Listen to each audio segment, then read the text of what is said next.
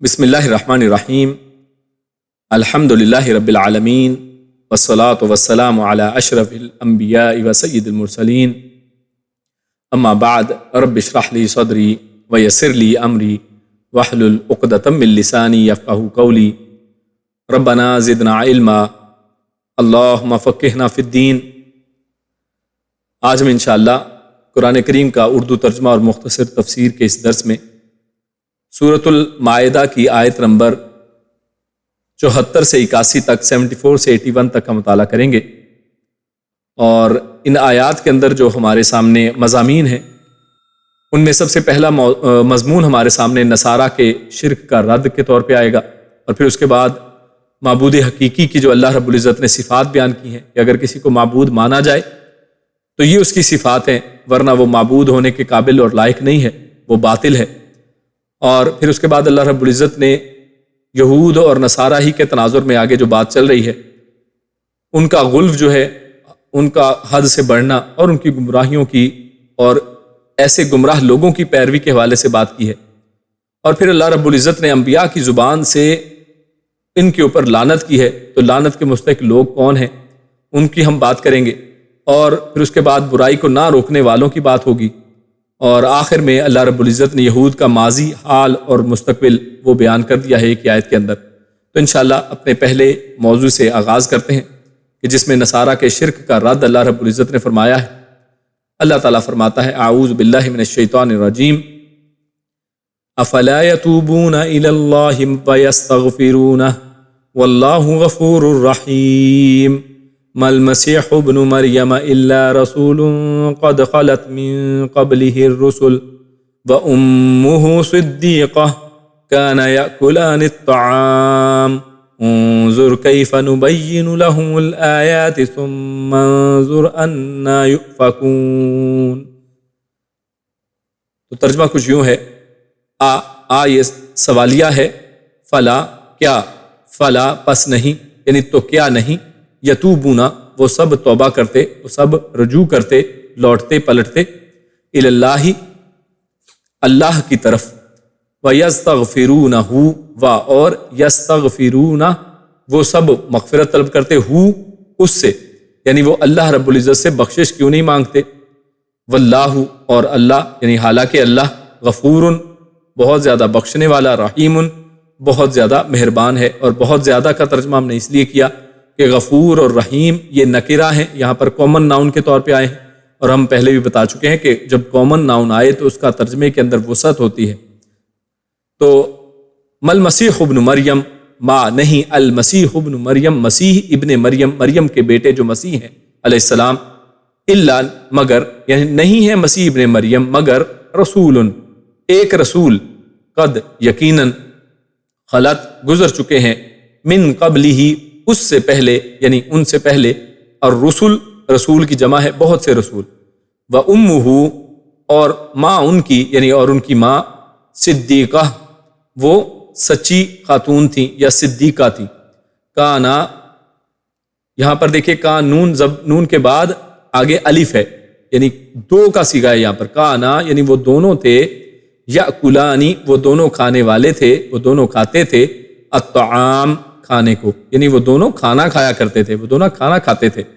انظر آپ دیکھیے، کیفا کس طرح، نبین ہم بیان کرتے ہیں، لہم ان سب کے لیے، الآیاتی آیات یعنی دلائل نشانیاں، ثم پھر انظر آپ دیکھیے، انا کہ کس طرح سے، کیسے، یؤفکون وہ سب پلٹائے جا رہے ہیں۔ تو یہ جو آیات ہمارے سامنے دو ہم نے ان کا مطالعہ کیا، تو ان کے اندر اللہ رب العزت نے جو مضامین چھپائے ہیں، جو مضامین رکھے ہیں، اب ان کو سمجھنے کی کوشش کرتے ہیں۔ تو سب سے پہلے اللہ رب العزت نے ایک سوالیہ انداز میں یہ بات کی ہے، افلا یتوبون الی اللہ ویستغفرون، کیا وہ اللہ سے رجوع نہیں کرتے ہیں؟ اور یہ اصل میں انداز تو سوال کا ہے، مگر اصل میں یہاں پر حکم کیا جا رہا ہے، یہ حکم کا صیغہ ہے اصل میں، یعنی ایک سوال کے انداز میں حکمیہ بات ہے کہ وہ اللہ رب العزت سے مغفرت کیوں نہیں مانگتے، وہ اللہ رب العزت سے رجوع کیوں نہیں کرتے، یعنی انہیں تو کرنا چاہیے، انہیں تو اللہ سے رجوع کرنا چاہیے، اللہ کی طرف توبہ کرنی چاہیے، انہیں اللہ رب العزت سے مغفرت مانگنی چاہیے۔ واللہ غفور الرحیم، اور اللہ رب العزت نے یہاں پر بات کی ہے کہ چاہے ان کا جرم کتنا ہی سنگین کیوں نہیں ہے۔ اور پیچھے ہم نے پڑھا تھا پچھلے درس میں کہ ان کا جرم کیا تھا کہ انہوں نے عیسیٰ ابن مریم کو اللہ کا بیٹا قرار دے دیا اور بلکہ کہا کہ وہی اللہ ہے۔ اور پھر اس کے بعد اگلی آیت میں ہم نے پڑھا کہ وہاں پر یہ بھی انہوں نے بات کہی کہ وہ تین میں سے تیسرا ہے، یعنی ثلاثہ کی بات کی کہ تین ہیں، تین ہستیاں ہیں اور اللہ رب العزت انہی میں سے ہے، یا وہ تینوں ہی اللہ رب العزت کی ذات ہیں۔ تو اس انداز میں انہوں نے ایک شرکیہ کلمات کہے۔ تو اتنے جرم اور اتنے بڑی سنگین جرائم کے باوجود اللہ رب العزت کیا فرما رہا ہے کہ انہوں نے توبہ کیوں نہیں کی؟ اگر وہ توبہ کرتے تو واللہ غفور الرحیم، تو اللہ بہت بخشنے والا، بہت رحمت کرنے والا ہے۔ تو یہ اللہ رب العزت کی رحمت کا اظہار بھی یہاں پر ہے کہ اللہ رب العزت ہر صورت میں جتنا مرضی کوئی گناہ گار کیوں نہ ہو، اگر مرنے سے پہلے توبہ کر لیتا ہے تو اللہ رب العزت تو اس کے لیے ہاتھ کھلے رکھتے ہیں کہ وہ آئے توبہ تو کرے، اللہ رب العزت اس کی توبہ کو قبول فرمائے، اللہ اس کی مغفرت فرما دے۔ اللہ بہت ہی رحم کرنے والا ہے، اللہ بہت ہی معاف کرنے والا ہے۔ اور اس کا اظہار ہم دیکھتے ہیں کہ اللہ رب العزت ہر رات کے اندر بھی، احادیث کے اندر آتا ہے کہ اللہ رب العزت ہر رات کے اندر، رات کے آخری پہر میں وہ آسمان دنیا کے اوپر آتا ہے اور اللہ رب العزت اسی اپنی مغفرت اور اپنی رحمت کی بات کرتا ہے کہ کوئی ہے کہ مانگے، کوئی ہے کہ اپنی مغفرت کا سوال کرے۔ تو لہٰذا اللہ رب العزت کی مغفرت کے دروازے ہر ایک کے لیے کھلے ہیں۔ ہاں، انسان توبہ کرنے والا ہو، اپنے اس برائی کو چھوڑ کر نیکی کی طرف رجوع کرنے والا ہو اور اس کے اوپر پشیمان ہو۔ تو لہٰذا اللہ رب العزت کی رحمت سے کبھی مایوس نہیں ہونا چاہیے۔ لا تقنطوا من رحمت اللہ، اللہ کی رحمت سے کبھی مایوس نہ ہو۔ مل مسیح ابن مریم الا رسول، اور آگے اللہ رب العزت نے جو ان کا ایک برا کلمہ تھا کہ وہ مسیح ابن مریم اللہ ہی ہیں، یا پھر انہوں نے لا تقولوا ثلاثہ والی بات کہ انہوں نے اللہ ہی کے اندر اللہ کے تین جو ہیں حصے کر دیے کہ یہ تینوں میں سے اللہ ایک ہے یا یہ تینوں مل کر اللہ رب العزت ہیں۔ تو اللہ رب العزت نے ان کا رد کیا ہے۔ یہاں پر ان کا وہ جو شرکیہ بات تھی، وہ شرکیہ جملے تھے، اللہ رب العزت نے ان کا توڑ یہ بتایا ہے۔ اللہ فرماتا ہے کہ مل مسیح ابن مریم الا رسول، کہ نہیں ہے مسیح ابن مریم سوائے رسول ہونے کے، یعنی اللہ رب العزت نے تو عیسیٰ ابن مریم کو رسول بنایا ہے۔ اس کے علاوہ جو تم ان کے بارے میں کہتے ہو کہ وہ خدا کا بیٹا ہے، اور جو ان کے بارے میں تم کہتے ہو کہ وہ خود ہی خدا ہیں، تو یہ باتیں تمہاری غلط ہیں، بلکہ وہ کیا ہے؟ الا رسول، سوائے رسول کے وہ کچھ بھی نہیں ہے۔ اور دوسری بات یہ کہ اللہ رب العزت نے یہود کی بھی اسی انداز میں تردید کر دیا، یعنی ایک جملہ ہے جو دونوں ہی کے رد میں ہے۔ عیسائیوں نے تو یہ کیا کہ غلو کیا، عیسیٰ علیہ السلام کے مقام کو بڑھا کر ان کو اللہ کا بیٹا یا خود اللہ کہہ دیا، اور یہود نے اصل میں عیسیٰ علیہ السلام کے مقام کو گھٹایا اور ان کے اوپر باقاعدہ گستاخی اور ان کی والدہ کے اوپر گستاخی کی اور ان کے اوپر ایک بدکار عورت ہونے کا الزام لگایا، اور عیسیٰ علیہ السلام کو تو قتل کرنے تک کی سازش انہوں نے کی۔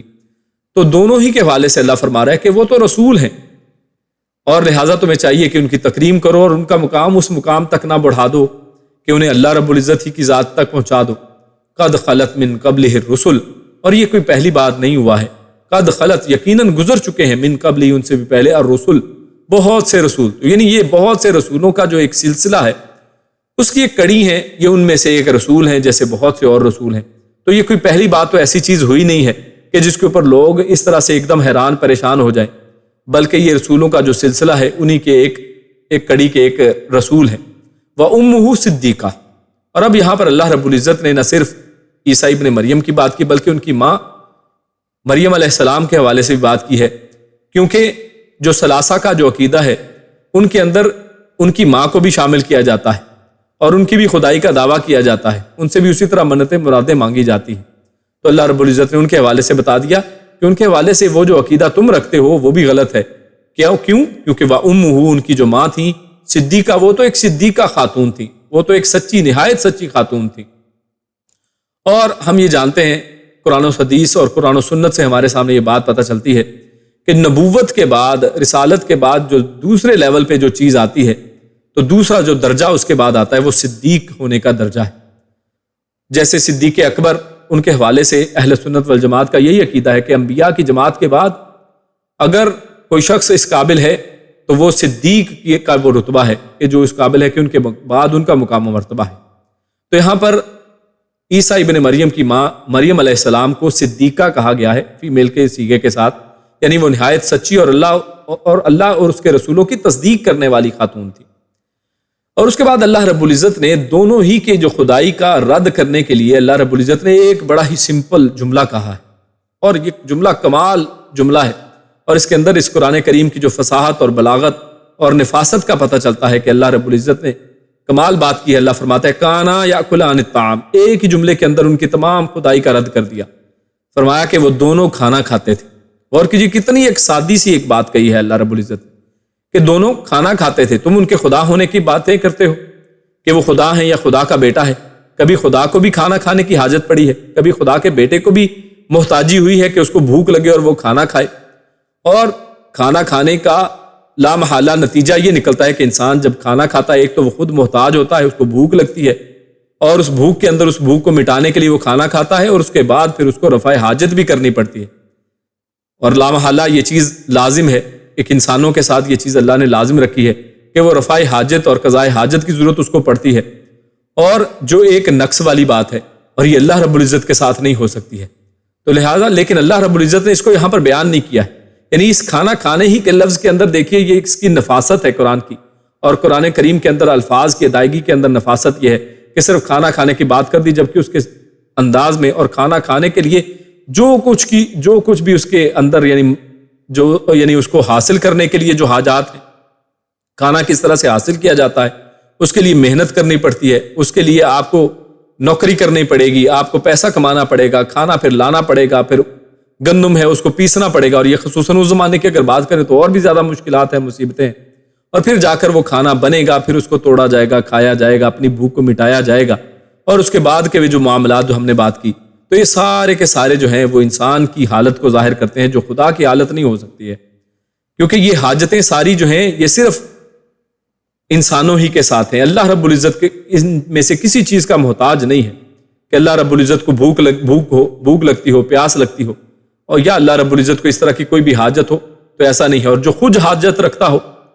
تو وہ کسی کا حاجت روا اور مشکل کشا کیسے ہو سکتا ہے؟ جس کو خود بھوک لگتی ہو وہ کسی کی بھوک کو کیسے مٹا سکتا ہے؟ جس کو خود کسی مشکل آ لے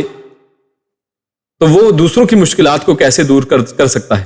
تو اگر کوئی شخص ایسا عقیدہ رکھتا ہے تو بڑا ہی جہالت والا اور بڑا ہی کہ ظلم والا اللہ رب العزت کے ساتھ ظلم ہے کہ اس شخص کو اللہ کے ساتھ ملا دیا جائے یا اس کی خدائی کا دعویٰ کر دیا جائے کہ جو خود محتاج ہو،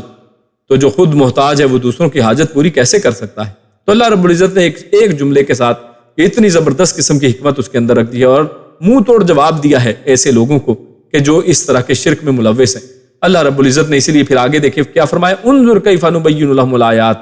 کہ آپ دیکھیے تو صحیح کہ اللہ رب العزت ہم کس طرح سے بیان کرتے ہیں اللہ کی نشانیاں، اور واضح نشانیاں ہیں یہ۔ نبین کا مطلب ہوتا ہے بڑی کھول کے بیان کرنا کسی چیز کو، تو ایک جملے کے ساتھ اللہ نے کس طرح سے کھول کے رکھ دیا یہ پورا معاملہ کہ خدا ہونے کا حقدار کون ہے، کہ جو کھانا نہ کھاتا ہو۔ یہ تو دونوں کھانا کھاتے تھے، تو لہٰذا یہ دونوں اس حقدار نہیں ہیں۔ ہاں یہ رسول ہیں اور ان کی ماں صدیقہ ہیں، یہ ان کا وہ حق ہے جو اللہ رب العزت، یہ ان کا مقام و مرتبہ ہے، یہ ان کا درجہ ہے اللہ کے ہاں، یہ ان کی قدر و منزلت ہے کہ اللہ نے ان کو رسول بنا کر بھیجا ہے۔ اللہ رب العزت نے ان کی ماں کو صدیقہ کہا ہے، یہ ان کا مقام و مرتبہ ہے، لیکن ان کو رب کہہ دینا یہ ان کی کوئی توہین نہیں ہے، کہ جیسا کہ بعض لوگ یہ سمجھتے ہیں کہ اگر کسی ولی اولیاء کو یا رسولوں کو ان کے مقام سے اگر بڑھایا نہ جائے، اگر ان کو ان کا اصل مقام بتایا جائے تو وہ کہتے ہیں کہ جناب یہ تو ان کی گستاخی کرنے والے لوگ ہیں۔ تو میرے بھائی یہ گستاخی نہیں، بلکہ اللہ رب العزت نے بتایا ہے کہ ایک رسول کا مقام اور ان کی والدہ کا مقام کیا ہے، اور اللہ رب العزت کا مقام و مرتبہ کیا ہے۔ ان دونوں کے اندر بہت زیادہ فرق ہے، ایک خالق ہے اور دوسرا مخلوق ہے۔ تو لہٰذا انظر کیف نبین لہم الآیات، یعنی توحید کے اتنے صاف بیان اور تسلیس کی اتنی واضح تردید کے باوجود وہ اپنے گروہی تعصب کی بنا پر اپنے غلط عقیدے سے چمٹے رہیں تو چمٹے رہیں، ورنہ کوئی عقلی یا نقلی دلیل ان کے پاس نہیں ہے جس کے وہ جو بودے پن کو 2 اور 2 4 جیسا یہ معاملہ اتنا آسان معاملہ ہے، اس کی کلی جو کھولنے والی یہ چیزیں ہیں اللہ رب العزت یہاں پر بیان کر دی گئی ہیں، اور اس کو بڑا واضح انداز میں بیان کر دیا گیا ہے۔ اگلی آیت کی طرف چلتے ہیں جس میں اللہ رب العزت نے جو معبود حقیقی کی جو صفات ہیں ان کو بیان کیا ہے، اور غلو اور گمراہوں کی پیروی سے اللہ رب العزت نے روکا ہے۔ تو آیات آپ کے سامنے ہے، اللہ فرماتا ہے قل اتعبدون من دون اللہ ما لا یملک لکم ضرا ولا نفعا واللہ هو السمیع العلیم قل یا اہل الكتاب لا تغلوا فی دینکم غیر الحق ولا تتبعوا اهواء قوم قد ضلوا من قبل واضلوا كثيرا وَأَضَلُّوا كَثِيرًا وَضَلُّوا عَن سَوَاءِ السَّبِيلِ۔ اللہ فرماتا ہے کل، اے پیارے حبیب آپ فرما دیجئے، آپ کہہ دیجئے، اتعبدون، کیا تم عبادت کرتے ہو، من دون اللہ، من سے دون اللہ، اللہ کے علاوہ، یعنی کیا تم اللہ کے علاوہ کی عبادت کرتے ہو، ما لا یملکو، ما جو لا نہیں، یملکو اختیار رکھتے، لکم تمہارے لیے، ضررن کسی نقصان کا، ولا نفع اور نہ ہی کسی نفع کا، واللہ اور اللہ هو السمیع، وہ سمیع ہے، وہ خوب سننے والا ہے، العلیم وہ خوب جاننے والا ہے۔ قل آپ کہہ دیجئے، یا اہل الکتابی، اے اہل کتاب، لا تغلو نہ تم حد سے بڑھو، فی دینکم اپنے دین میں، غیر الحق کی نہ حق یعنی حق کے علاوہ، ولا تتبعوا اور نہ تم سب پیروی کرو، اہواء قوم، اہوا ہوا کی جمع ہے، یعنی ہوا کہتے ہیں خواہش نفس کو، خواہشات کی کسی قوم کی، یعنی تم کسی قوم کی خواہشات کی پیروی نہ کرو، یعنی اس قوم نے تو اپنی خواہشات کی پیروی کی، تم ان کی پیروی نہ کرو، قد تحقیق یا یقیناً، دلو وہ سب گمراہ ہو گئے، من قبل اس سے پہلے، وَأَضَلُّوا اور ان سب نے گمراہ کیا، کثیرا بہت لوگوں کو، وَضَلُّوا اور وہ سب بھٹک گئے، وہ سب گمراہ ہو گئے، عن سے، سواء السبیل سیدھے راستے سے۔ تو ان آیات کے اندر اللہ رب العزت نے سب سے پہلی آیت میں ایک پھر سوال کیا ہے کہ اے پیارے رسول صلی اللہ علیہ وسلم، آپ ان سے پوچھئے کہ اتعبدون من دون اللہ ما لا یملک لکم ضرا ولا نفعا۔ تو یہاں پر نصارہ کے جو عقیدے کی تردید پر یہ اب دوسری دلیل پیش کی جا رہی ہے۔ ایک دلیل پچھلی آیت میں پیش کر دی گئی کہ وہ دونوں کھانا کھاتے تھے، اور اب یہاں پر دوسری دلیل یہ پیش کی جا رہی ہے کہ جس کو اگر اب معبود ماننا ہو تو اس معبود کے اندر کیا صفات ہونی چاہیے۔ تو اللہ رب العزت نے فرمایا ہے کہ کیا تم ایسے لوگوں کی عبادت کرتے ہو اللہ کو چھوڑ کر، ما لا یملک لکم ضرا ولا نفع، جو نہ تمہارے لیے کسی نقصان کا باعث بن سکتے ہیں اور نہ کسی نفع کا، نہ تمہیں کوئی نفع پہنچا سکیں نہ کوئی نقصان پہنچا سکیں۔ تو ایسے لوگوں کو تم اپنا عبادت، ان کی عبادت کس طرح سے کر سکتے ہو، ان کو اپنا معبود کیسے بنا سکتے ہو؟ جبکہ ایک اہم بات آگے اللہ رب العزت نے اور یہ کی،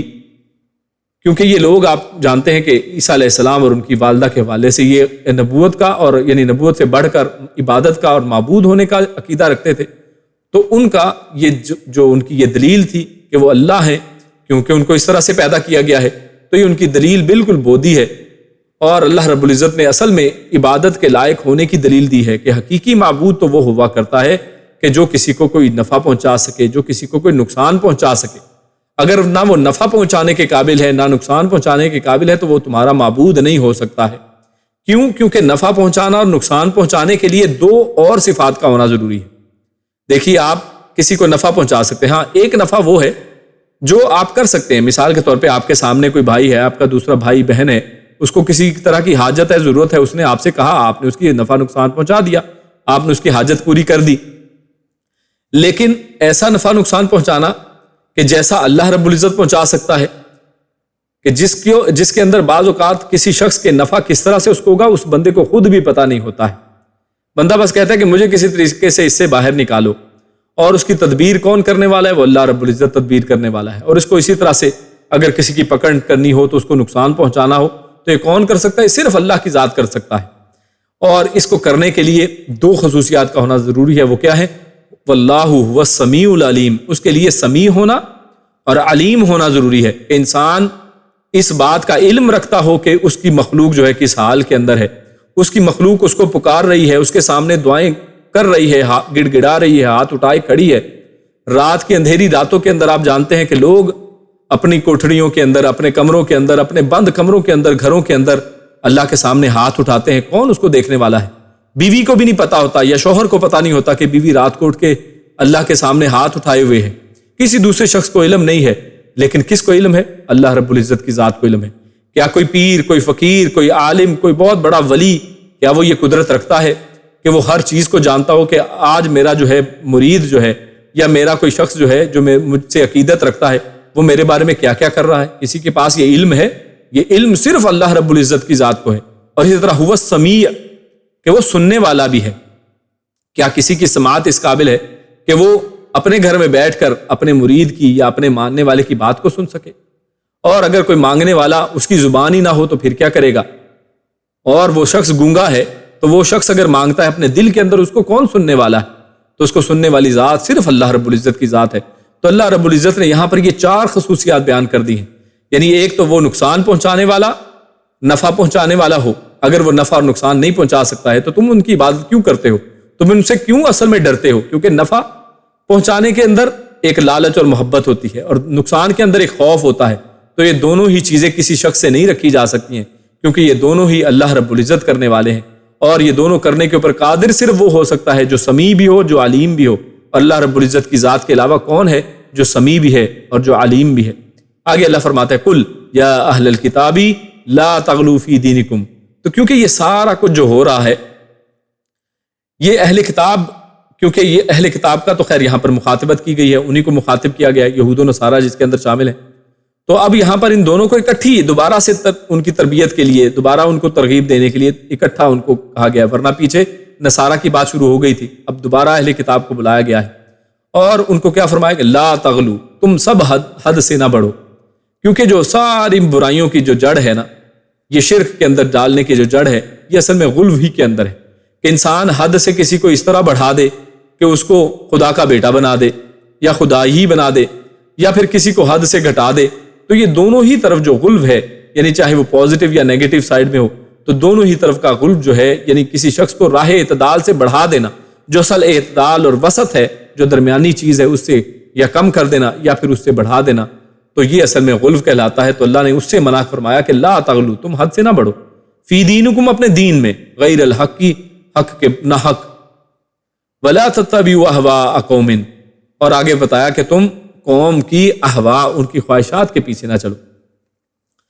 تو یہاں پر ہم دیکھیں گے کہ رسول اللہ صلی اللہ علیہ وسلم نے غلو کے اعتبار سے کیا فرمایا ہے۔ رسول اللہ صلی اللہ علیہ وسلم کا فرمان، صحیح بخاری کی حدیث ہمارے سامنے ہے کہ رسول اللہ صلی اللہ علیہ وسلم نے اپنے آخری ایام کے اندر بار بار مسلمانوں کو نصیحت کی، اور وہ نصیحت کیا تھی کہ مجھے اس طرح حد سے نہ بڑھانا جس طرح نصارہ نے مسیح ابن مریم کو حد سے بڑھا دیا تھا۔ میں تو صرف اس کا بندہ ہوں، اس لیے تم مجھے اس کا بندہ اور رسول ہی کہو۔ تو دیکھیے اللہ کے پیارے رسول نے کتنے واضح الفاظ کے ساتھ یہ نصیحت ہمیں کی ہے، لیکن اس کے باوجود آپ مسلمانوں کے اندر حال دیکھیں تو مسلمانوں کا حال کچھ اس سے یعنی مختلف نہیں ہے عیسائیوں یا یہودیوں سے۔ تو انہوں نے کیا کیا؟ اپنے ائمہ کو نبی کا درجہ دے کر ان کی بے دلیل بات پر عمل کو بھی واجب قرار دے دیا۔ یعنی ایسا نہیں کہ ہر بات بے دلیل ہے، لیکن آج عقائد یہ بن گئے ہیں کہ کسی امام کی اگر کوئی بات ہمارے سامنے پہنچی کہ امام فلاں امام یہ فرماتے ہیں، اور دلیل ہمارے پاس نہیں ہے، لیکن ان کے پاس شاید کوئی ہو دلیل، یعنی یہ شاید کے اوپر صرف پورا معاملہ چل رہا ہے، دلیل کیا ہے نہیں پتا ہے۔ اس کے مقابلے میں صحیح حدیثیں موجود ہیں، قرآن کی آیات موجود ہیں، ان کے اندر دلائل موجود ہیں، لیکن اس سب کو ہٹا دیا جائے اور کہا جائے کہ نہیں امام صاحب کی بات مانی جائے گی۔ تو میرے بھائیو، یہ اصل میں اسی امام کو نبی کا درجہ دے دیا گیا کہ اس کی بات غلط نہیں ہو سکتی۔ انہوں نے اگر کچھ کہا ہے تو کہا ہی ہوگا نا صحیح طرح سے، کسی وجہ سے۔ وہ آج وجہ ہمیں نہیں پتا تو وہ ہمارا مسئلہ ہے، لیکن ان کی بات کو ایز اٹ از مان لیا جاتا ہے۔ تو میرے بھائیو، یہ وہی اصل میں چیز ہے۔ اور جو شخص ایسی باتیں نہیں کرتے، جو ایسی چیزوں کو نہیں مانتے، ان کو کہتے ہیں کہ یہ جناب لا مذہب قسم کے لوگ ہیں، یہ کسی کو مانتے نہیں، ان کا کوئی امام ہی نہیں ہے۔ تو رسول اللہ صلی اللہ علیہ وسلم میں اللہ تعالیٰ والی صفات ہونے کا عقیدہ دوسرے کچھ لوگوں نے بنا لیا، جیسے ہم نے پچھلی دفعہ بات کی تھی کہ انہوں نے کہا کہ یہ جو احد ہے وہی میم کا پردہ پہن کر وہ احمد بن کے اس دنیا کے اندر آ گیا ہے، اور اسی طرح تحلیل اور وحدت الوجود وغیرہ کے عقائد ہم نے پچھلی دفعہ پڑھے تھے۔ تو لہٰذا یہ ساری چیزیں جو ہیں یہ غلوی ہیں، اور افسوس کی بات یہ ہے کہ مسلمانوں کے اندر بھی کسی نہ کسی شکل میں پائے جاتے ہیں۔ اللہ رب العزت ہم سب کو اس غلو سے محفوظ رکھے۔ قد ضلوا من قبل، تو اللہ رب العزت نے فرمایا کہ وہ ان لوگوں نے قد ضلوا من قبل، کہ وہ اس سے پہلے گمراہ ہوئے تھے، اور پھر دوبارہ آخر میں پھر کہا وَضَلُّوا عَنْ سَوَاءِ السَّبِيلِ، اور وہ سیدھے راستے سے بھٹک گئے۔ تو یہ 2 دفعہ اللہ رب العزت نے ان کی گمراہی کی جو بات کی ہے، تو اس حوالے سے علماء کیا لکھتے ہیں کہ یہ دونوں جملے بظاہر تو لگتا ہے کہ ایک ہی ہیں، یعنی دونوں میں گمراہی کی بات کی جا رہی ہے،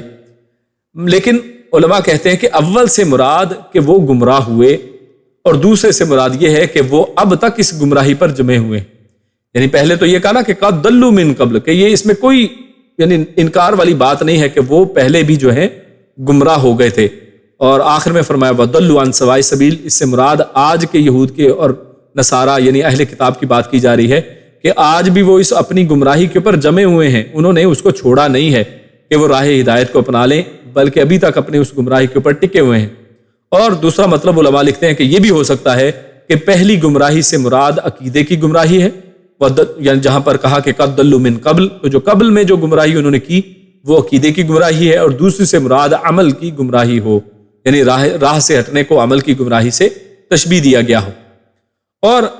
تیسری جو چیز درمیان میں اللہ نے فرمائی ہے وَأَضَلُّوا كَثِيرًا، اور انہوں نے بہت سے لوگوں کو بھی گمراہ کیا۔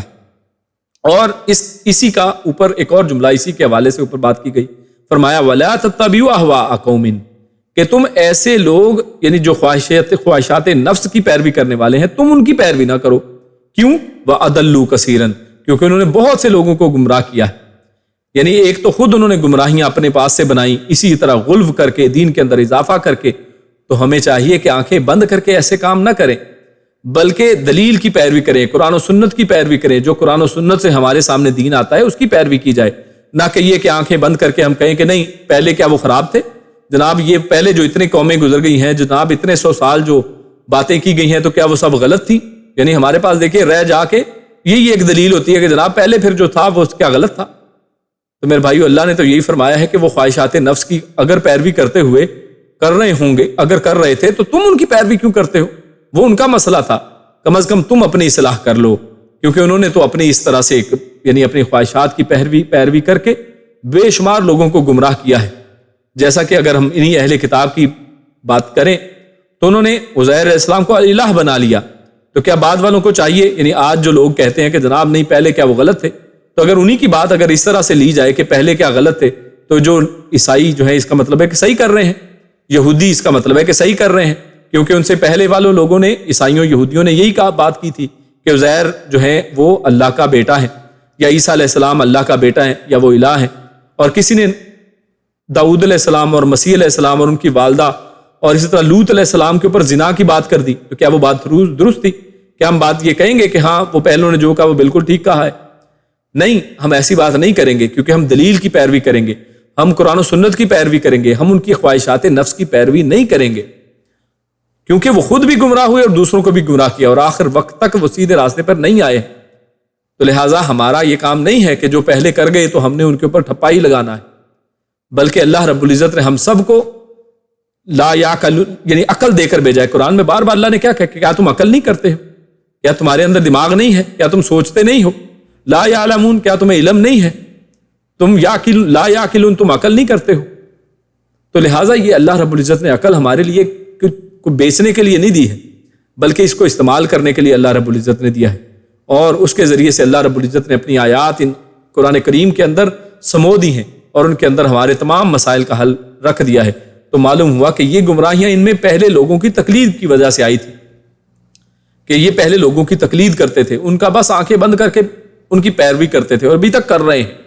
اور یہی اصل میں وجہ ہے جو ان کی گمراہی کی وجہ ہے۔ اور اللہ رب العزت نے یہ آیات ہمیں کیوں سنائی ہیں مسلمانوں کو؟ تاکہ ہم اس سے بچ جائیں، تو لہٰذا ہمیں اس سے اصل میں بچنا ہے۔ آگے چلتے ہیں، اللہ فرماتا ہے کہ اللہ رب العزت نے اگلی آیت کے اندر جو انبیاء کی زبان سے لعنت کی ہے کچھ لوگوں کے اوپر، تو وہ کون لوگ ہیں، کون اس کے مستحق ہیں؟ تو اور اسی طرح اللہ رب العزت ان کی ایک برائی کہ وہ برائی کو روکتے نہیں تھے، تو اس کے حوالے سے آیت ہمارے سامنے ہے۔ اللہ فرماتا ہے لُعِنَ الَّذِينَ كَفَرُوا مِن بَنِي إِسْرَائِيلَ عَلَى لِسَانِ دَاوُودَ وَعِيسَى ابْنِ مَرْيَمَ ذَلِكَ بِمَا عَصَوْا وَكَانُوا يَعْتَدُونَ كَانُوا لَا يَتَنَاهَوْنَ عَن مُنكَرٍ فَعَلُوهُ لَبِئْسَ مَا كَانُوا يَفْعَلُونَ۔ ان دو آیات کے اندر اللہ رب العزت پہلی آیت میں لعنت کا ذکر فرماتا ہے۔ اللہ کہتا ہے لُعِنَ، لعنت کی گئی،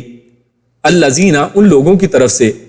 کفروا، جنہوں نے کفر کیا، من بنی اسرائیل، بنی اسرائیل میں سے، علی لسان داود، علی اوپر، لسان داود، داود علیہ السلام کی زبان پر، وعیسی ابن مریم، اور عیسیٰ ابن مریم کی زبان پر۔ یعنی اللہ رب العزت فرما رہے ہیں کہ عیسیٰ ابن مریم اور داؤد علیہ السلام کی زبان سے اللہ رب العزت نے بنی اسرائیل کے اوپر لعنت کروائی ہے، اور ان کو کافر قرار دیا ہے کہ ایسے لوگ جنہوں نے بنی اسرائیل میں سے کفر کیا ان کے اوپر داؤد علیہ السلام نے اور عیسیٰ ابن مریم نے اپنی زبان سے لعنت کی ہے۔ ذالک یہ بما سبب اس کے جو عصوا انہوں نے نافرمانی کی، وکانو اور وہ تھے یعتدون حد سے تجاوز کرنے والے، کانو وہ سب تھے لا یتناہون نہیں یتناہون منع کرنے والے عن منکرن برائی سے فعلوہ جو وہ سب کرتے تھے، یعنی اس برائی سے وہ روکنے والے نہیں تھے۔ لبئسا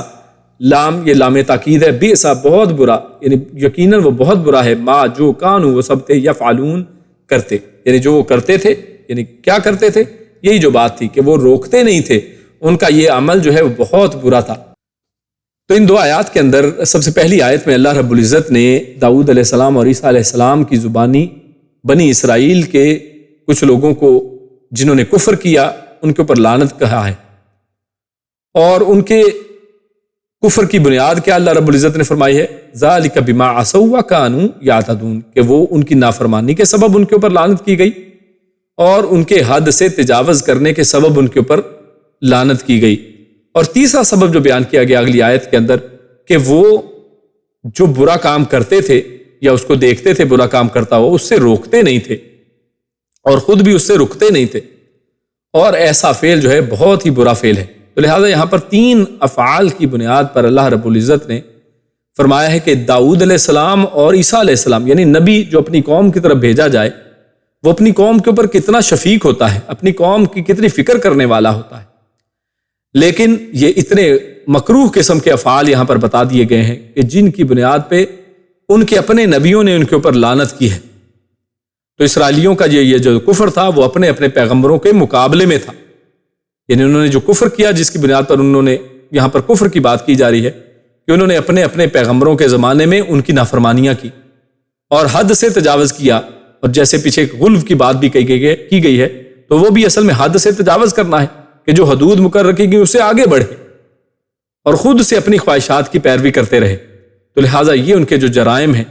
ان کی بنیاد پر ان کے اوپر ان کو لعنت کی گئی ہے، جبکہ ان کے سامنے معجزات بھی آئے۔ ان کے سامنے عیسیٰ ابن مریم کو ایک معجزے کے ذریعے سے پیدا کیا گیا اور ان کے ہاتھوں بے شمار معجزے کیے گئے کہ وہ برس کے مریض کو صحیح کر دیتے تھے، وہ پیدائشی اندھے کو بالکل بینا کر دیتے تھے، دیکھنے والا بنا دیتے تھے، مردے کو زندہ کر دیا کرتے تھے، ہاتھ سے وہ مٹی سے ایک پرندہ بناتے اور اللہ کے کلمے کے ساتھ اس کو زندہ پرندے کی شکل دے دیا کرتے تھے۔ تو یہ سارے معجزات، یہ ساری چیزیں دیکھ کر بھی جن لوگوں نے کفر کیا ہے تو یہ اصل میں لہٰذا نافرمان اور بے حد سے تجاوز کرنے والے لوگ تھے، جن کی بنیاد پر ان کے اوپر لعنت کی گئی ہے۔ اور جو دوسری علیحدہ طور پر ایک پوری آیت کے اندر ایک ہی بات کو یہاں پر ذکر کیا گیا ہے، وہ بڑی اہم اور قابل غور بات ہے، وہ یہ کہ وہ کسی کو جب کام کوئی برا کرتا دیکھتے تو اس کو روکتے نہیں تھے، کانوا لا یتناہون عن منکر، جبکہ اس امت کو اللہ رب العزت نے کیا فرمایا ہے، کنتم خیر امت، کہ تم ایک ایسی امت ہو جو بہترین امت ہو، کہ تم لوگوں کی اصلاح کے لیے لوگوں کے لیے نکالے گئے ہو، اور تم کیا کرتے ہو، تأمرون بالمعروف وتنہون عن المنکر، کہ تم نیکی کا حکم دیتے ہو اور برائی سے روکتے ہو۔ کنتم خیر امت اخرجت للناس تأمرون بالمعروف وتنہون عن المنکر وتؤمنون باللہ۔ تو یہاں پر اللہ رب العزت نے مسلمانوں کو اس کا امر دیا ہے، حکم دیا ہے، اور اسی طرح سورۃ العصر کی ہم تلاوت کرتے ہیں تو اس میں بھی ہمارے سامنے یہی موضوع آتا ہے کہ اس میں اللہ رب العزت نے تمام انسانوں کو وہ خسارے والا انسان کہا ہے، سوائے ان کے جس کے اندر 4 خصوصیات ہوں، کہ وہ ایمان لائے، نیک عمل کرے، اور پھر اس کے بعد حق کی بات کرے، حق کی وصیت کرنے والا ہو، وتواصوا بالحق وتواصوا بالصبر، اور صبر کی نصیحت کرنے والا۔ تو لہٰذا اگر کوئی شخص صبر کی نصیحت اور حق کی نصیحت نہیں کرتا ہے، حق بات لوگوں تک نہیں پہنچاتا ہے، اور حق بات پہنچانے میں یہ بھی ہے کہ کوئی برا کام کسی کو دیکھے تو اس سے روکے، تو لہٰذا وہ شخص ورنہ خسارے والے میں سے ہو جائے گا۔ تو اللہ رب العزت نے ان کی یہی عادت کو یہاں پر اس آیت کے اندر واضح کیا ہے کہ وہ ایک دوسرے کو منع نہیں کرتے تھے اور وہ ایک دوسرے کو کسی برائی سے روکتے نہیں تھے۔ یہاں ان کی نافرمانی اور ارتداد جو پچھلی آیت کے اندر بیان کیا ہے، ذالک بما عصوا وکانوا یعتدون، کہ لعنت کی وجہ اللہ رب العزت نے بتائی کہ لعنت اس وجہ سے تھی اور ان کا کفر اس وجہ سے تھا کہ وہ نافرمان تھے، حد سے گزرنے والے تھے، اور ان کی نافرمانی حد سے گزرنا کیا تھا اس کی یہ اصل میں تفسیر ہے کہ وہ حد سے گزرنا کیا تھا اصل میں، حد سے اس انداز میں وہ اصل میں نکلے کہ انہوں نے جب ایک دوسرے کو کسی برائی کے اوپر دیکھا تو روکا نہیں، اور اسی لیے وہ چھوٹی برائی پھر بڑھتی بڑھتی بڑی برائی بن گئی۔ یعنی پہلے تو انہوں نے اللہ کا بیٹا کہا اور پھر اس سے پھر آگے بڑھے کہ وہ بیٹا نہیں بلکہ وہی خدا ہے۔ تو یعنی اسی طرح پہ سٹیپ بائی سٹیپ شیطان انسان کے دل کے اندر وہ چیز ڈالتا ہے۔ تو لہٰذا جب وہ کوئی برا کام کرتے تو پھر اس کے اوپر ڈٹائی کے ساتھ کرتے۔ یعنی ہم نے پیچھے پڑھا ہے کہ انہوں نے کیا کیا، عیسیٰ علیہ السلام کا جب قتل کا ارادہ کیا تو کیا کہتے ہیں وہ کہتے ہیں کہ ہم نے عیسیٰ ابن مریم کو جو رسول اللہ ہیں، یعنی ساتھ وہاں پر یہ بھی کہتے ہیں کہ وہ اللہ کے رسول بھی ہیں عیسیٰ ابن مریم، اور ہم نے ان کو قتل کیا ہے۔ یعنی یہ ہوتی ہے ڈٹائی کہ آپ ایک برا کام کریں، نہ صرف اس کو بلکہ کہ روکیں، اس کی تردید کریں، یا اگر بعد میں شرمندہ ہو جائیں بلکہ اس کے باوجود آپ اس کے اوپر فخریہ انداز میں اس کے اوپر ڈٹ جائیں کہ جناب یہ برا کام جو اس رسول کو مارا ہے اور رسول کو قتل کرنے کا ارادہ کیا یہ ہم نے کیا ہے۔ ہاں اللہ نے فرمایا کہ تم نے ایسا نہیں کیا ہے، اللہ نے ان کو بچا لیا، لیکن ان کا وہاں پر ارادہ وہاں پر ذکر کیا گیا۔ تو گناہ پر ندامت کی بجائے اس پر اصرار کرتے، اور دوسرا یہ کہ وہ ایک دوسرے کو برائی سے منع نہیں کرتے تھے، بلکہ ان کے جو نیک لوگ یہ سمجھنے لگے تھے کہ اگر کچھ لوگ برے کام کر رہے ہیں تو کرتے رہیں، ان کا وبال خود ان پر ہوگا، ہم تو اپنی جگہ نیکی کر رہے ہیں نا۔ یعنی نیک لوگ اپنے کونوں میں بیٹھ کر نیکیاں کرتے رہیں اور جناب برے لوگ برائی کرتے رہیں، تو یہ اصل میں بری والی چیز ہے۔ لبئس ما کانوا یفعلون، یہ وہ جو کام ہے نا، یہ برا کام ہے کہ لوگوں کو برائی کرتے ہوئے دیکھنا اور پھر اس سے رکنا، یعنی ایک تو خود نہ رکنا، دوسرا یہ کہ ان کو نہ روکنا۔ اور بلکہ مسند احمد کی ایک حدیث میں جس کو یوسف صلاح الدین اپنی تفسیر احسن البیان میں انہوں نے تذکرہ کیا ہے کہ بنی اسرائیل کے اندر جو سب سے پہلی بات جو ہے نا جو ان کے اندر برائی آئی وہ یہ کہ وہ جب ان کے اندر کوئی شخص کسی برائی کو دیکھتا، یعنی اس کے الفاظ تو ایگزیکٹ نہیں ہے، مطلب اس کا مفہوم بات بیان کر رہا ہوں کہ جب ان میں کوئی شخص کسی برائی کو ہوتے ہوئے دیکھتا تو اس کو منع کرتا تھا، لیکن پھر کیا ہوتا کہ اگلے دن پھر اس کے ساتھ بیٹھ کے وہ برائی کر رہا ہوتا تھا، کیونکہ برائی کو جب روکنا ہے تو اس کا انداز یہ نہیں ہوا کرتا ہے۔ اس کو ایک دن منع کیا اور اگلے دن پھر اس کے ساتھ خود بیٹھ گئے، یعنی خود بھی اس برائی کے اندر شریک ہو گئے۔ تو لہٰذا یہ چیز بری ہے، اور اللہ پیارے رسول صلی اللہ علیہ وسلم کی جو فرامین سے ہمارے سامنے یہ بات کھل کر کس طرح سے آتی ہے کہ ابو سعید خدری رضی اللہ تعالیٰ عنہ فرماتے ہیں کہ رسول اللہ نے فرمایا کہ تم میں سے جو شخص برائی دیکھے تو اسے ہاتھ سے بدل دے، اگر یہ طاقت نہ رکھے تو اپنی زبان کے ساتھ بدل دے، اور اگر یہ بھی نہ ہو تو دل کے ساتھ، اور یہ سب سے کمزور ایمان ہے۔ یعنی سب سے کمزور ایمان یہ ہے کہ انسان اس کو دل سے برا سمجھے، اور دل سے برا سمجھنا یہ ہے کہ انسان پھر ان لوگوں کے اندر پھر بیٹھے نا۔ یعنی ایسا نہیں ہے کہ جناب ان کے اندر آپ بیٹھے ہیں، یعنی شراب کی محفل چل رہی ہے، گانے موسیقی کی محفل چل رہی ہے، اور آپ اس کو برا بھی سمجھتے ہیں، آپ نے سمجھایا بھی تھا، نہیں سمجھتے، اچھا چلو انہی کے اندر بیٹھے ہوئے ہیں، گانا چل رہا ہے، تو یہ اصل میں ان کا ساتھ دینے کے برابر ہے، ان کی ہاں میں ہاں ملانے کے برابر ہے۔ تو لہٰذا اس چیز سے بھی ہمیں باز آنا چاہیے۔ حذیفہ بن یمان رضی اللہ عنہ بیان کرتے ہیں کہ رسول اللہ صلی اللہ علیہ وسلم نے فرمایا کہ اس ذات کی قسم جس کے ہاتھ میں میری جان ہے، تم ضرور نیکی کا حکم دو گے اور برائی سے منع کرو گے، یا پھر قریب ہے کہ اللہ تعالیٰ تم پر اپنے ہاتھ سے عذاب بھیج دے۔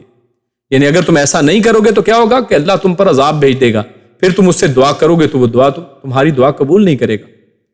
یعنی یہ پھر عذاب کی صورت یہ ہے، آج دیکھیں جو آپ مسلمان معاشرے کا حال، کیونکہ برائی کو برائی سمجھا ہی نہیں جاتا، کوئی اس کو روکنے والا نہیں ہے، تو اب کیا ہو گیا ہے کہ دعائیں کر رہے ہیں، دعا قبول ہی نہیں ہوتی۔ لوگ بیت اللہ کے اندر کھڑے ہو کے دعا کر رہے ہیں، دعا قبول ہی نہیں ہو رہی ہے۔ کیوں؟ کیونکہ پہنا حرام کا، کھایا حرام کا، اور ہر چیز حرام کی ہے، اور لوگ نہ خود بھی برا کرتے ہیں اور دوسروں کو برا کرنے سے پھر روکتے بھی نہیں۔ تو لہٰذا یہ چیز اتنی بری ہے کہ اس ایسا عمل کرنے والوں کے اوپر انبیاء کے منہ سے لعنت کروائی گئی ہے، ان کی زبان سے لعنت کی گئی ہے۔ آخری اپنے موضوع کی طرف چلتے ہیں کہ یہود کا ماضی حال اور مستقبل اللہ رب العزت نے اس آیت کے اندر رکھ دیا ہے۔ اللہ فرماتا ہے تَرَى كَثِيرًا مِّنْهُمْ يَتَوَلَّوْنَ الَّذِينَ كَفَرُوا لَبِئْسَ مَا قَدَّمَتْ لَهُمْ أَنفُسُهُمْ سَخِطَ اللَّهُ عَلَيْهِمْ وَفِي الْعَذَابِ هُمْ خَالِدُونَ وَلَوْ كَانُوا يُؤْمِنُونَ بِاللَّهِ وَالنَّبِيِّ وَمَا أُنزِلَ إِلَيْهِ مَا اتَّخَذُوهُمْ أَوْلِيَاءَ وَلَكِنَّ كَثِيرًا مِّنْهُمْ فَاسِقُونَ۔ فرمایا ترا، آپ دیکھیں گے، کثیراً بہت سے لوگوں کو، منہم ان میں سے، یتولون وہ سب دوستی لگاتے ہیں، وہ سب ولی بناتے ہیں، الذین ان لوگوں سے، کفروا جنہوں نے کفر کیا، لبئس البتہ بہت برا ہے، ما قدمت جو آگے بھیجا، لہم ان لوگوں نے، لہم اپنے لیے، لا لیے ہم ان کے، یعنی ان کے لیے، یعنی اپنے لیے جو انہوں نے بھیجا، انفسہم ان کے نفسوں نے، ان کے سخط اللہ، سخطہ یعنی ناراضگی، اللہ اللہ کی، یعنی ناراض ہوا اللہ، علیہم ان پر، وفی العذابی اور عذاب میں ہم وہ سب، خالدون ہمیشہ رہنے والے ہیں، ولو کانو و لو اور اگر کانو وہ سب ہوتے، یؤمنون ایمان لانے والے، یعنی اگر وہ سب ایمان لاتے، باللہ اللہ پر، والنبی اور نبی پر، یعنی نبی سے مراد یہاں پر محمد رسول اللہ صلی اللہ علیہ وسلم ہے کہ وہ نبی اکرم صلی اللہ علیہ وسلم پر ایمان لاتے اور اللہ پر ایمان لاتے، وما انزلا و اور ما جو انزلا نازل کیا گیا الیہ اس کی طرف، متخذوہم ما نہ اتخذوہم بناتے وہ سب ان کو اولیاء دوست، یعنی نہ وہ، یعنی وہ نبی پر ایمان لاتے، اللہ پر ایمان لاتے، نبی پر ایمان لاتے، اور جو ان پر نازل کیا گیا اس پر ایمان لاتے، اور نہ وہ بناتے ان کو اولیاء اپنا دوست، ولکن کثیرا لیکن اکثر، منہم ان میں سے، فاسقون نافرمان ہیں۔ تو اللہ رب العزت نے ان دو آیات کے اندر بڑا ہی سمپل یہ موضوع ہے، یہاں پر اللہ فرماتا ہے ترا کثیرا منہم یتولون الذین کفروا، کہ آپ زیادہ تر ان لوگوں کو دیکھیں گے، ان کی حالت یہاں پر اللہ نے بیان کی ہے کہ وہ کفار کو اپنا دوست بناتے ہیں، یعنی ان کے پہلے لوگوں کی وہ حالت تھی جو پہلے بیان کی گئی کہ ان کی حالت کیا تھی کہ وہ لوگ برائی سے روکتے ہی نہیں تھے، اور ان کی بے شمار جو اللہ رب العزت نے برائیاں پچھلی آیات کے اندر بیان کی ہیں، تو یہ ان کی وہ پہلی حالت تھی جس کو آپ ماضی کہہ سکتے ہیں، ان کا ماضی تو وہ تھا جو پہلے بیان کیا گیا، اور اب ان کی موجودہ حالت جو ہے وہ یہاں پر بیان کی جا رہی ہے، اور اب جو موجود ہے، یعنی جو آج کے اور رسول اللہ صلی اللہ علیہ وسلم کے زمانے کے یہ جو یہود و نصارہ ہیں، ان کی یہاں پر یہ حالت بیان کی جا رہی ہے کہ ترا کثیرن، کہ آپ دیکھیں گے، یعنی آپ بھی اس کو دیکھ سکتے ہیں، کس کو، کہ وہ زیادہ تر لوگ کیا ہیں، وہ کفار سے دوستیاں لگاتے ہیں۔ تو یہ بالکل عیاں اور واضح بات ہے کہ آپ دیکھیں گے کہ یہود و نصارہ کی دوستیاں کن لوگوں سے ہیں، کفار سے ہیں، اور رسول اللہ صلی اللہ علیہ وسلم کے زمانے میں کن کفار سے ان کی دوستیاں تھیں، جیسے کعب بن اشرف اور مدینہ کے یہودی قبائل کے دوسرے افراد جو تھے، وہ مسلمانوں کی دشمنی میں، مسلمانوں، حالانکہ یہ اہل کتاب تھے، مسلمان بھی اہل کتاب ہیں،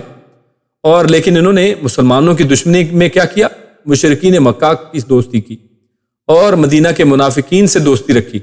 مسلمانوں کو چاہیے تو یہ تھا کہ ہم بھی ایک نبی کو ماننے والے ہیں، وہ بھی نبیوں کو ماننے والے ہیں، جبکہ مشرکین مکہ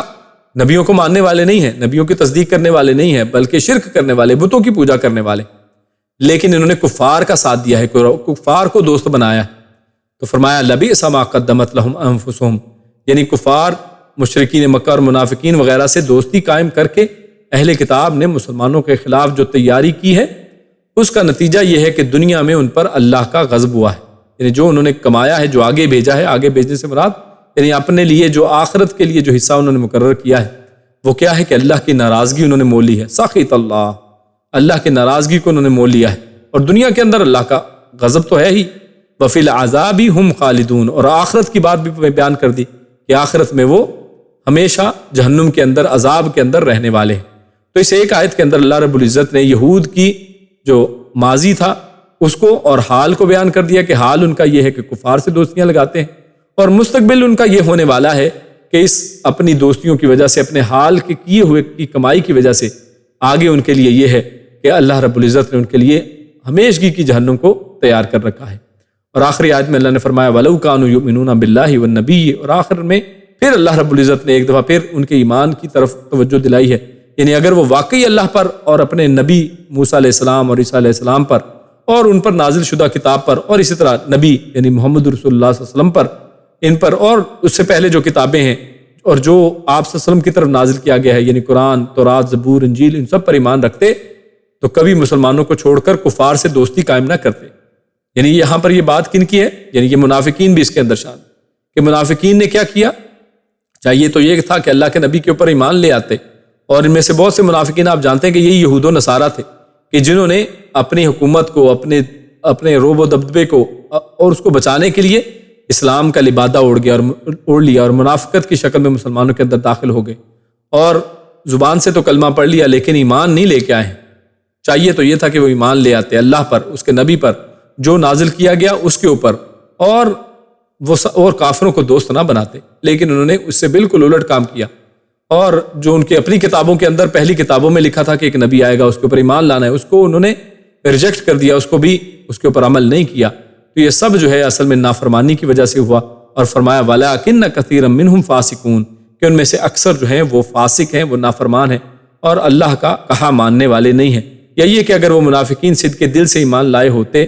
نفاق کے مریض نہ ہوتے، تو پھر یہ کبھی ان سے دوستی پیدا نہ کرتے کہ یہ کفار کو دوست بناتے، بلکہ یہ رسول اللہ صلی اللہ علیہ وسلم کی یعنی اللہ رب العزت نے ان کو یہ ایک اپرچونٹی دے دی تھی کہ وہ اسلام کے اندر داخل ہو گئے تو جو کلمہ منہ سے پڑا تھا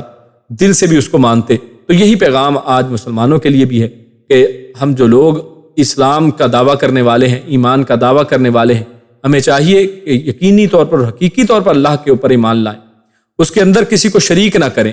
اپنے نبیوں کے اوپر نبیوں کو غلو نہ کریں ان کا، اور ان کو حد سے اس طرح نہ بڑھائیں کہ جو اللہ رب العزت کا مقام و مرتبہ اور قدر جو ہے وہ نبی کو دے دی جائے، یا اپنے اماموں کو اتنا مقام و مرتبہ نہ دیا جائے کہ وہ نبی کی صورت اختیار کر لیں کہ ان کی ہر بات آنکھیں بند کر کے اس کو ماننا پڑے. تو میرے بھائیو، اس کے اندر ہم سب کے لیے ایک بہت بڑی نصیحت ہے. اللہ رب العزت سے دعا ہے کہ اللہ رب العزت ہم نے جو پڑھا سنا اس کے اوپر عمل کرنے کی، اس کو سمجھنے کی توفیق عطا فرمائے. اللہ رب العزت ہم سب کو نیک عمل اور اچھی سمجھ کی توفیق عطا فرمائے. سبحان ربک رب العزت عما یصفون وسلام علی المرسلین والحمد للہ رب العالمین. جزاکم اللہ خیرا وبارک اللہ فیکم. سبحانک اللہم وبحمدک اشہد ان لا الہ الا انت استغفرک واتوب الیک. السلام علیکم ورحمۃ اللہ وبرکاتہ.